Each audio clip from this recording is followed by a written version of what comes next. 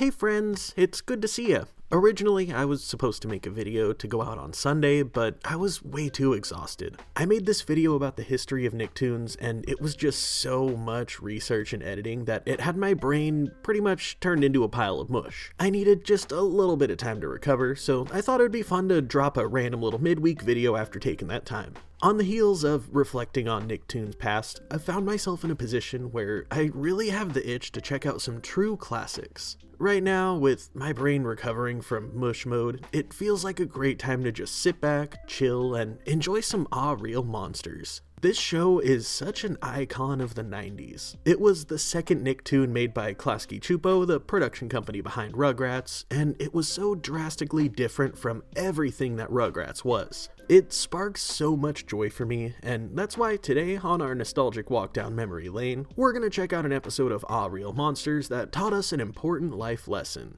We're looking at the season 4 episode, Oblina Without a Cause.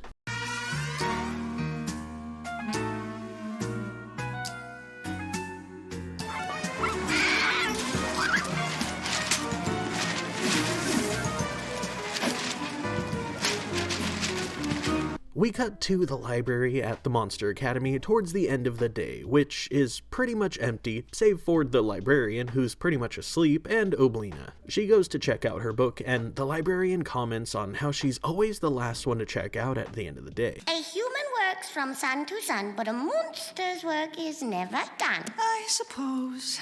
But I never see you out having fun with the other girls. What? Are you having a good time? Oh, well, of course I am. Oblina runs out of the library and down the hall, where she stops when she hears the sound of music bumping from one of the shared dorm rooms at the academy. She walks in to find a group of girls having a good time at partying. She says that she was just walking by and overheard the music and was wondering if she could come in and hang out with them. Sure, if you think you're haboply enough.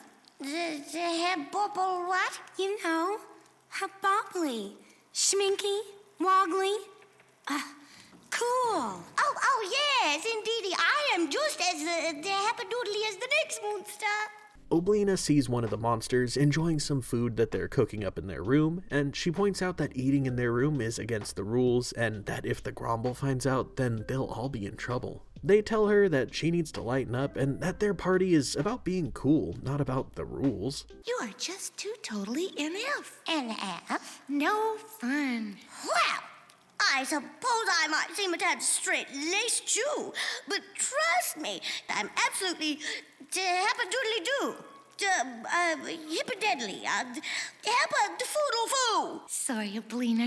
Hap-cock-a-doodle-doo, doodly-foo-woo. The girls walk out of the room, telling her that this party just isn't for her, and she walks away sadly as their music continues to blast. We then cut right on over to her walking into her room where Ickis and Crumb are sleeping on their cots. She throws herself down on the couch and starts wailing, which immediately wakes them up. Ickis, Crumb, am I Schminky? Schminky? You know, Schminky, simple.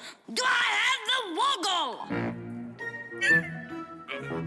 We like you, Oblina. Is that what you mean? Yes, but am I cool? Cool. You woke us up to ask us that? Oblina continues to tell them about the experience that she had with the cool girls who told her that she's a stick in the mud who's obsessed with the rules. Ickis and Crumb don't really think too much into it, saying that they're basically right, but who cares what they think. Oblina is offended that her friends don't think she's cool, and she vows that she's gonna prove everybody all wrong. Just like that, we then cut to Oblina sneaking into the library, carrying a jar of fireflies to light the way. She looks through some index cards until she finds the one labeled Cool, which has a list of books for her to read to help her be more cool. We then fast forward right to the next day at the academy, where everyone is already in their seats ready for class, and the Grumble has already begun his lesson.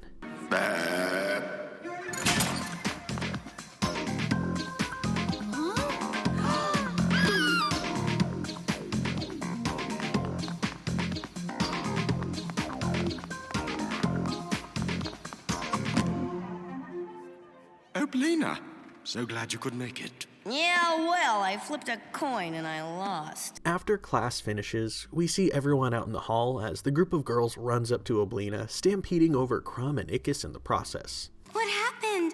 You're so... schminky. Well, you know what they say. You either got the woggle or you don't. Right, Oka? Oblina declares that they're all gonna go chow on some grubbage as they walk off, leaving Crumb and Ickis in the dust. Over in the lunchroom, we see Oblina and the cool kids trying to decide where they're gonna sit, but all of the tables are taken. At this point, Oblina, donning her new edgy cool persona, decides that she's gonna mess around and find out as she walks right up to the spot that's reserved for the Gromble and sets her food down, smacking his reserved sign out of the way in the process. Just then, the Gromble bursts into the lunchroom to make a very important announcement. Students, your attention, please. The weather above ground has taken a turn for the worse. I will still allow you to do your scares. However, before I send you out, let's make sure we all know the signal to return home. In case of a weather emergency, a bat will drop from the air above your head. He tells everyone that when they see the bats, they need to return home immediately. No dilly-dallying whatsoever. He makes it clear that even if they're in the middle of a scare, they are expected to drop everything and come right back to the academy. Blah, blah, blah, yada, yada, yada. Why? 'Cause you say so? No, because it's the rule, and the rule exists for a reason. Yeah, to be broken, Daddy-O. Dear sweet Oblina, so you've decided to be the rebel now. Very daring. Oblina continues to sit there, seeming unfazed by the Gromble as he yells. He says that as the teacher, he's gonna throw her out of his chair and send her to be snorched. In response, she just kind of walks off with a sigh like she doesn't really care at all. Later on, we see all of the monsters looking out the window at the awful weather, contemplating whether or not they should go out scaring because it's so bad. Just then, Oblina comes up calling them a bunch of scaredy humans. Oblina, shouldn't you be getting snorched? Oh, yeah, sure. Like, I'm gonna go to the snorch just 'cause the Grumble Womble said so. But nothing. I'm not worried. I don't give two spits about the Grumble and his rules. See? So there. Let's go a-scaring. We then cut right on over to a mechanic shop where we see Oblina and her friends scare some bikers who are working on their motorcycles while watching the severe weather warnings on the news. Just then, the Gromble comes out to release the bats, thus signaling all of the monsters that they need to come back to the academy post-haste. While Oblina and her friends are out weathering the gale force winds of the storm, the bats start to fly overhead. We better get back to the dump. Fine. This just proves that I am more schminky than all of you put together. Me, Oblina. I am the schminkiest. I shall show you all. Hey, where's Oblina? You didn't leave her behind, did you? That monster is out of control. She's on her own. Ickis and Crumb stand out in the wreckage, debating what they should do, as they come to the conclusion that ultimately they have to go out for Oblina. We see her across town just causing a scene, scaring everybody in the streets. However, unbeknown to her, a massive tornado is creeping up behind her.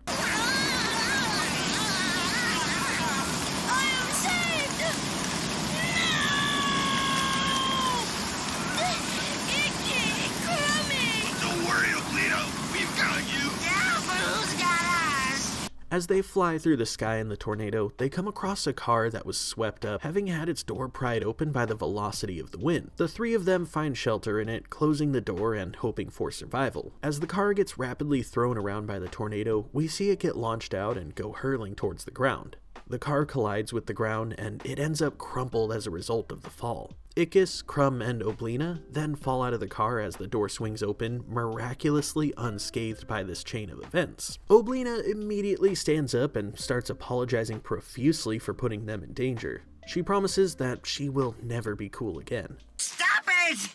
Cool is not the problem, Oblina. Rules are not the problem. You're the problem. Me? Yes, you. You gotta be more. It's like, well... What Ickis is trying to say is you need to be yourself. Just relax. Be cool. But I thought I was cool. You were cool, but you weren't cool about it. After that, we cut right back to the library, where the sleeping librarian wakes up to the sound of Oblina slamming a book on the counter. She is surprised to see that Oblina is finished so early. Oblina tells her that there's plenty of time to study tomorrow. All work and no play, you know. Good girl. Toodaloo.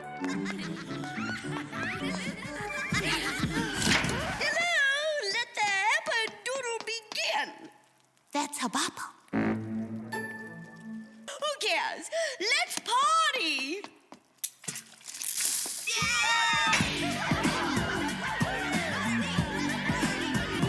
Cakey!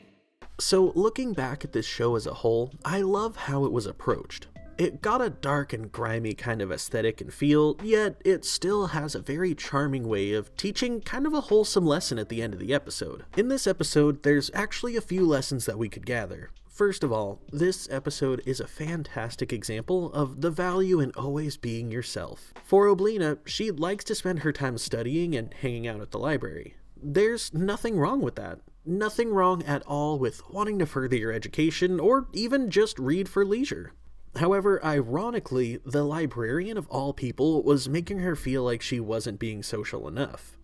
I mean, I get exactly where the librarian was coming from, because she wasn't really trying to be spiteful in the way that she went about it. She was coming from a place of wanting to make sure that Oblina has some fun during her time at the academy, but like, on that same note, it kind of felt like Oblina was only going to hang out with those girls because she was made to feel like she wasn't social enough. I mean, even by the end of the episode, she goes out of her way to tell the librarian that she's going to have some fun, and the librarian commends her by calling her a good girl, which in and of itself is kind of weird, but regardless, it just felt like Oblina was kind of being shamed for spending so much time in the library.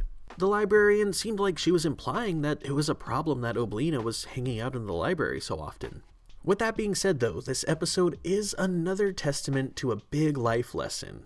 Balance is very important. Oblina's balance between school and fun was definitely not all too even in the beginning, though she seemed not to really have an issue about it until the librarian brought it up. Then she went all in with this fun, turning defiant and acting like she's super cool. We saw how this negatively affected her by being punished at school and ending up in a life-threatening situation due to her abrasive character change. By the end though, we would see her maintain a nice balance between hanging out at the library and going to chill with some friends after studying. It's okay to lighten up sometimes, whatever that looks like for you. For some, it's a nice cold one with the boys. For others, it's a nice warm blanket on the soft couch with a relaxing candle that smells like baked goods setting the scene for you as you play a nice cozy video game. Getting that balance between work and play is a very crucial thing in life, and this episode definitely brings that to light in a rather interesting way. Another thing that it greatly portrayed was that you should never forget who your true friends are. In the beginning of this episode, we see Oblina stepping out of her comfort zone and hanging out with the cool girls for a change. She was obviously not doing so in an effort to gain actual friendship, but more for the status symbol of being cool. Regardless, when we get to the point of Oblina completely changing who she is and putting on her mask of being this angsty cool kid, these other kids just kind of followed her for the sake of blindly following coolness. There wasn't really any real substance to the friendship while Oblina was putting on her act. As time passes and they were out causing some terror, things start to get dire as the storm reaches its climax. The cool kids leave and Oblina decides to basically call them lame and just stay behind. They didn't even make an effort to convince her to come with them or anything. They were just like, see ya, and then they were out of there. They knew that they were leaving her in a dangerous situation, and they didn't even stop to think about that for a second. By all means, they shouldn't linger behind for a super long time trying to convince her or anything like that, but at least a, hey, that's a bad idea, you should probably come with us, would have been smart. When things got really bad though, and Oblina was caught in that tornado, Crumb and Ickis were there with her. They're the kind of friends who stick with you through thick or thin, even if Ickis does have a lame attitude about it like he did in this episode. When it came down to it, they were there for her, and that says a lot about their friend dynamic, and it definitely rings true to never forgetting who your true friends are. It's important to take note of who's there for you when things get rough. Outside of that though, we definitely have to bring up how corny the cool Oblina was. Just her overall mannerisms and the things that she would say were like nails on a chalkboard. Like her showing up late to class and loudly saying that she flipped a coin and lost. Or this part right here. The rule exists for a reason. Yeah, to be broken, Daddy-O. That line was just so cheesy and I can't handle it.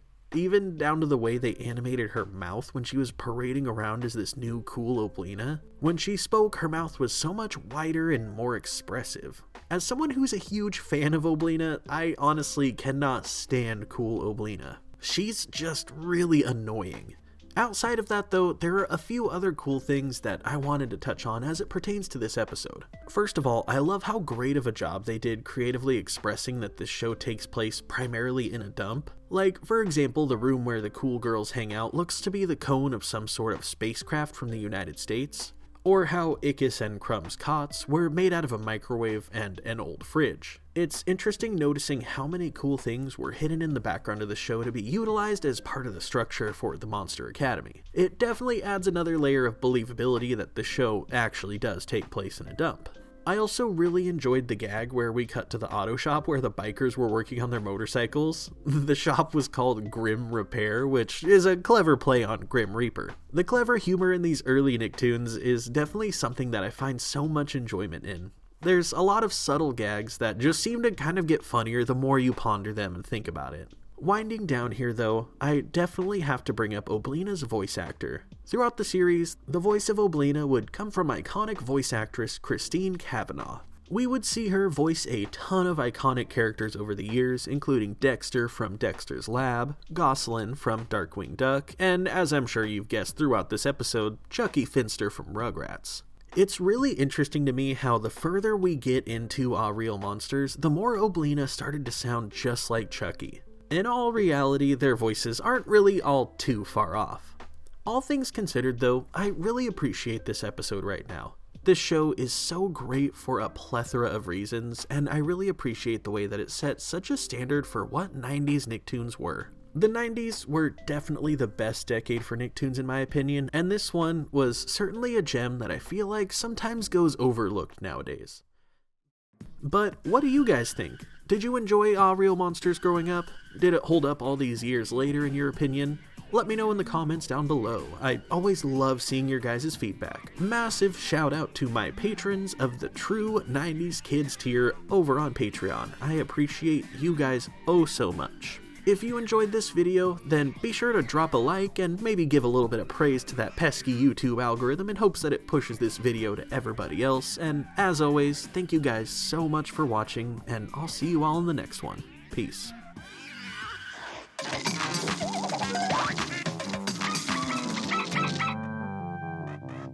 I am just as happadoodly as the next monster.